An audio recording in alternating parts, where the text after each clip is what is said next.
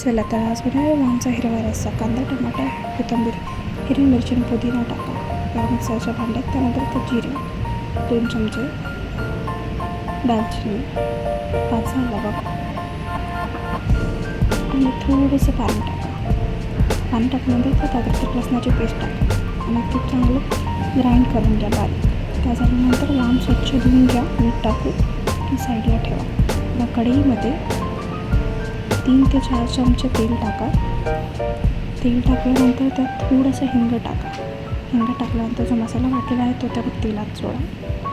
चांगलं ते पुसून घ्या आणि उरलेला मसाला राहील त्यात पाणी टाकून घ्या आणि ते साईडला ठेवता. तो मसाला हलवल्यानंतर त्यात एक कोकम टाका. थोडं ते मसाल्याने तेल सोडल्यानंतर त्यात लाल तिखट, हळद, आपला घरगुती गरम मसाला ते सगळं टाकून हलवून घ्या. मसाला शिजूसपर्यंत हलवून घ्यायचा. चवीनुसार त्यात मीठ घाला. मीठ घालून झाल्यानंतर जे वामचे तुकडे आपण धुवून ठेवले त्यात सोडा आणि तो मसाला त्या पूर्ण वामला लागू द्या. हलवत तो पूर्ण मॅरिनेट झाला पाहिजे. तो मसाला त्या वाममध्ये पूर्ण गेला पाहिजे.